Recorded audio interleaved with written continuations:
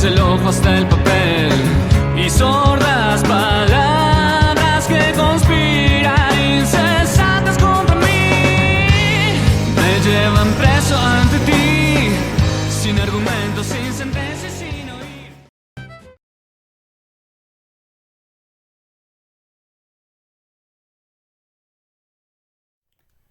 Hola a todos, vamos a continuar con el tema de emergencia de patrones y como les había comentado la vez pasada, vamos a iniciar con la una descripción rápida de lo que escribió, las ideas de Darcy Thompson respecto a eh, los mecanismos subyacentes en la emergencia de formas naturales y en los mecanismos y la dinámica de crecimiento de las formas vivas.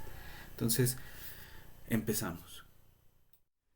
Entonces, continuamos con la parte de emergencia de patrones y antes de empezar a hablar de ecuaciones parciales y demás, quisiera hacer un par de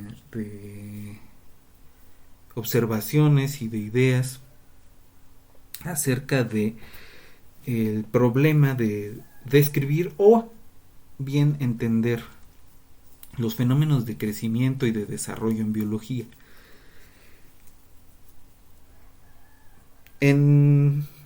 Para las escuelas dominantes de biología, pues se sigue pensando que lo que está detrás de los mecanismos de crecimiento y de surgimiento de las formas vivas es una combinación entre la selección natural y la información llevada por los genes.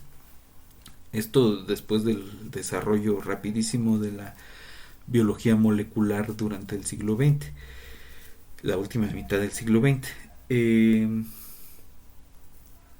Ahora,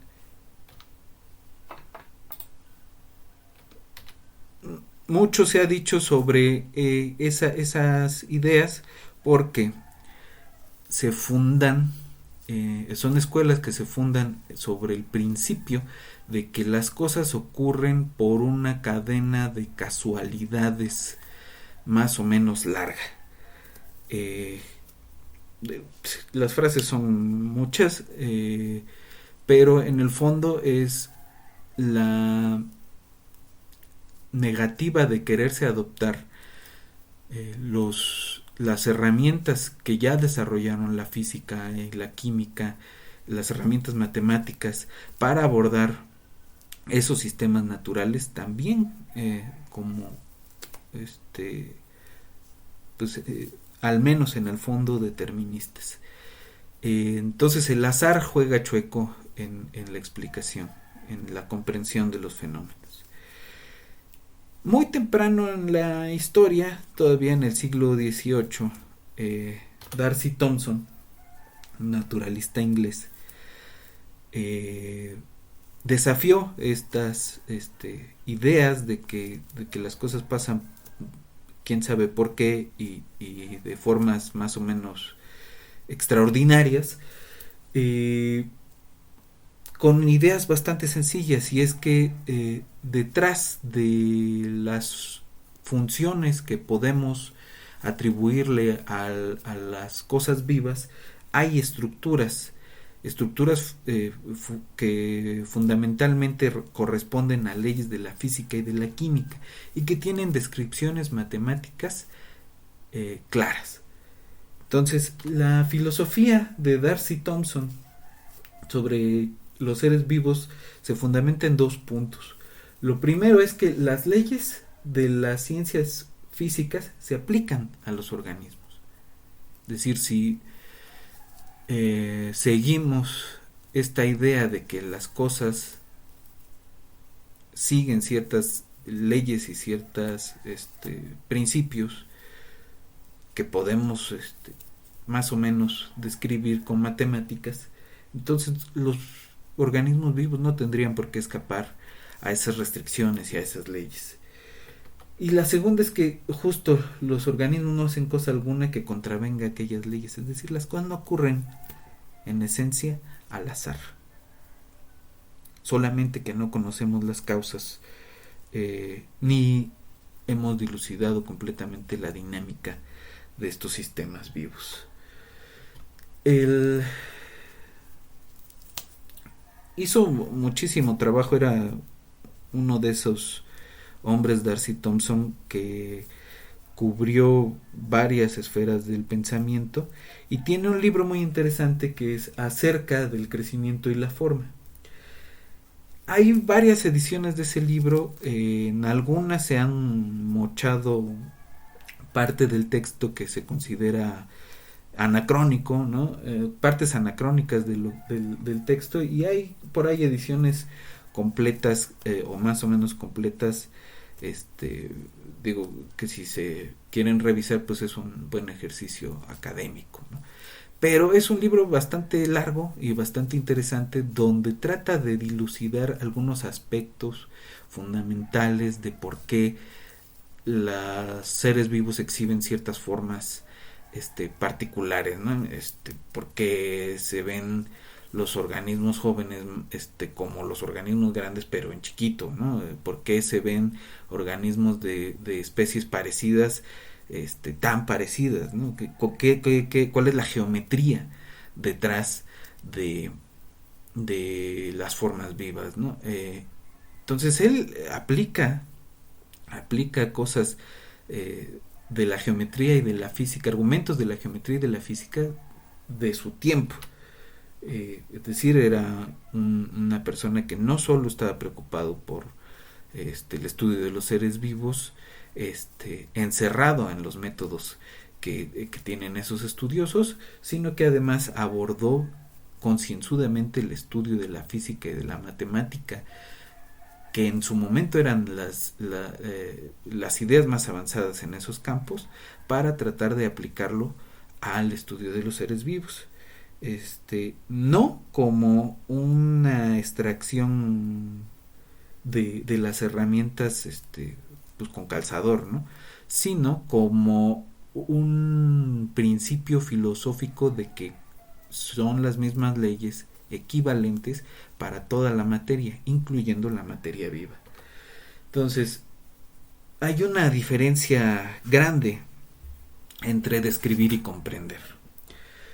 Describir, en el caso de la teoría de la evolución biológica por selección natural, es narrar los éxitos adaptativos de lo que Germinal Cocho llamaba el dios laico de la selección natural, que produce formas en una sucesión de acontecimientos donde el peso del azar es tan grande que no hay manera de postular leyes, porque en la evolución biológica, a decir de gente bastante nefasta, es un hecho le sigue a otro maldito hecho.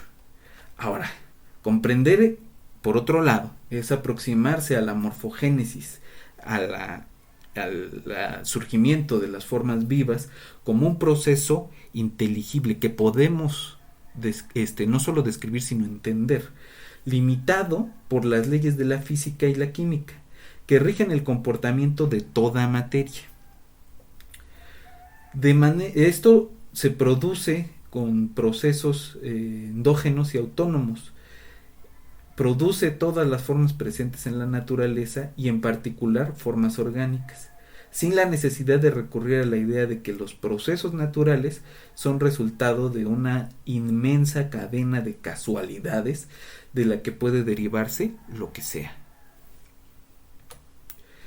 El método propuesto por D'Arcy Thompson es transformar y comparar las formas de los seres vivos. Y consiste en investigar si dos formas distintas pero aparentemente relacionadas pueden analizarse y mostrar cómo cada una puede transformarse en la otra, con una transformación geométrica de las que estudian ustedes en geometría analítica, por ejemplo. Una vez hecho esto, es tarea relativamente fácil postular cuál es la dirección y la magnitud de cierta fuerza que se hipotetiza que es capaz de producir la transformación, y se puede probar que la alteración debida a las fuerzas propuestas es adecuada. Es decir, no se sabe cuál es esa fuerza, pero se sabe que debe haber, o se postula que debe haber una fuerza, que es la que produce esas transformaciones de unos seres en otros. Este es el tipo de cosas que hace Darcy Thompson. Toma un bicho, lo dibuja, hace una retícula, la retícula la transforma con cierta transformación lineal o no lineal a veces, y encuentra otro ser que debe estar relacionado con el original. Por ejemplo, son distintos tipos de camaroncillos, de peces, ¿no? Que están relacionados con transformaciones, estas de aquí lineales y estas de aquí no lineales, ¿no? Pero todas con cierta cualidad que vamos a ver adelante. A partir del dibujo de un organismo de determinada especie, se dibuja una rejilla, se deforma la rejilla y se obtiene un dibujo de un organismo de otra especie que taxonómicamente debe ser cercana a la del organismo que no estaba deformado originalmente. Las transformaciones de Thompson, esas transformaciones que usó Darcy Thompson, son transformaciones del plano en el plano, tales que cada punto se le asigna otro vía una forma genérica que es esta, ¿no? Si se fijan, lo único que estamos haciendo es aplicar cierta matriz a un vector y obtenemos otro vector, ¿sí? Una matriz de números reales. Dichas transformaciones pueden ser no lineales. De hecho, algunas que usan son cuadráticas y tienen esta forma, ¿no? Cada entrada es un polinomio cuadrático. Siguen siendo matricitas, pero son matrices dinámicas, ¿no? El hecho de que la transformación T tenga tantos parámetros libres le da una riqueza matemática extraordinaria, pues permite reproducir el trazo de seres que solo existen en la imaginación, pero no en la realidad. En la realidad solo existen los que son el resultado de la genética y de las restricciones físicas de ambas. No nomás de la genética, sino también de las restricciones físicas. Es decir, ¿por qué no podemos tener un bicho alado que sea demasiado grande? Pues porque las alas se romperían, ¿no? Entonces la física impone restricciones a las formas que esa materia viva puede tener, al tipo de transformaciones que podemos utilizar para producir otras formas vivas, ¿no? Esta es un ejemplo bonito de cómo podemos deformar el cráneo humano hacia el cráneo del chimpancé y del bonobo. Thompson encontró esa sucesión de transformaciones y lo único que tienen de particular es que son conformes, es decir, que preservan ángulos. Entonces, todas estas transformaciones de Thompson, las lineales y las no lineales, tienen esa cualidad de conformalidad. Una conforme lleva al humano en el chimpancé y otra conforme lleva al chimpancé, en el bonobo. Esa parte es interesante porque si ustedes tomaron un buen curso de geometría analítica 2 o de álgebra lineal 1, debieron haber probado que las transformaciones conformes forman un grupo bajo la composición.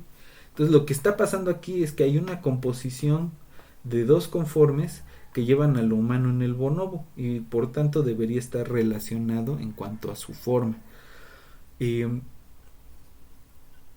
Parece un argumento medio de juguete, pero es un argumento bastante sólido en el sentido de que da una estructura matemática entre los elementos de un árbol, de una filogenia, digamos, ¿no? De especies que están relacionadas o que se hipotetiza que están relacionadas.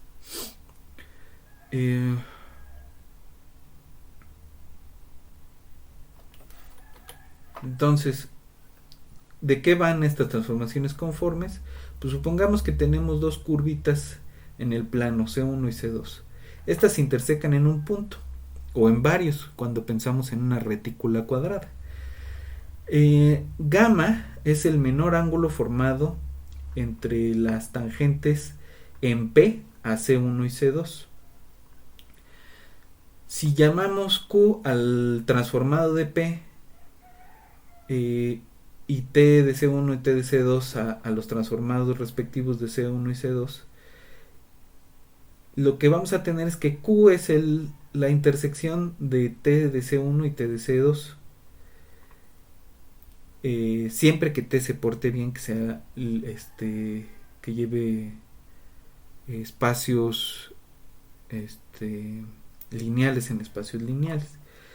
Ahora, es decir, que no apachurre la dimensión, ¿no? Si no apachurra la dimensión, entonces efectivamente la Q debe ser la intersección entre las dos curvas imágenes, y esta transformación es conforme si el ángulo más pequeño formado por las tangentes a T de C1 y T de C2 en Q es el mismo ángulo, la gamma. Entonces, apachurrar en una sola dirección es una conforme, apachurrar en dos direcciones es una conforme. En el límite ya no son conformes, pero eso no importa tanto.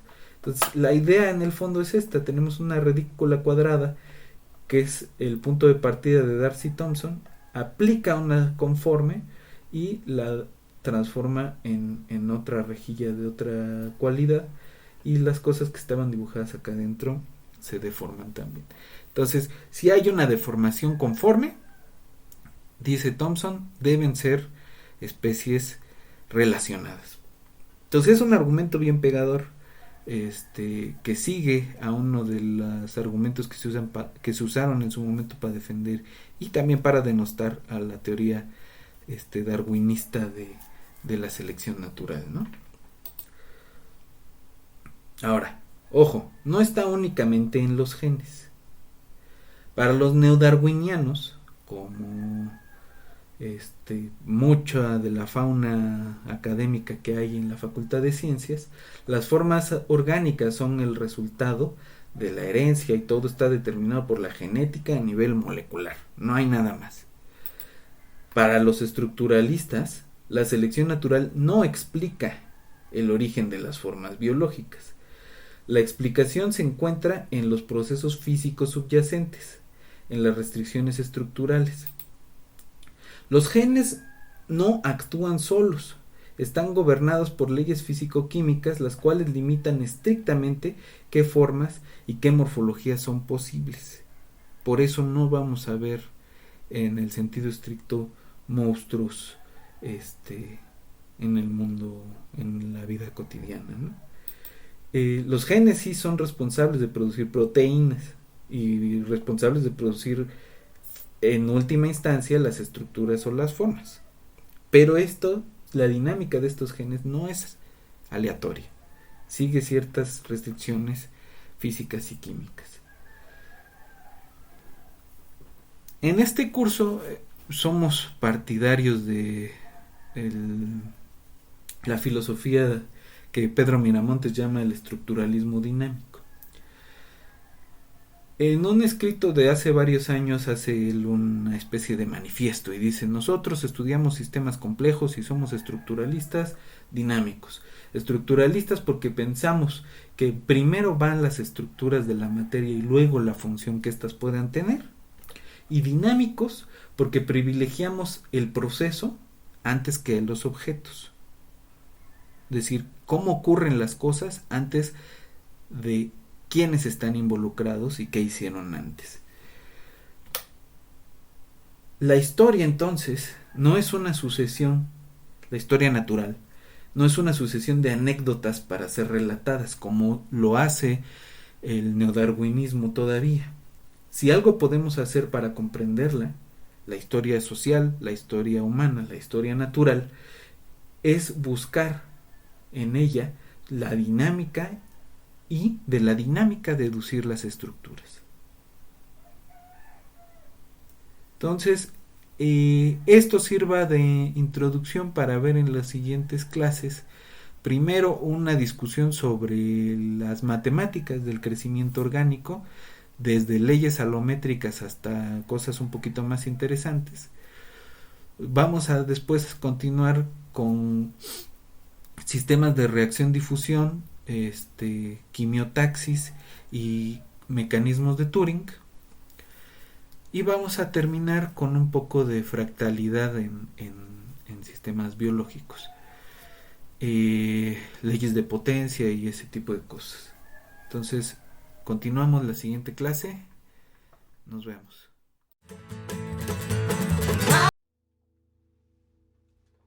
My mama was a tailor. She sewed my new blue jeans. My father was a gambler down in New Orleans.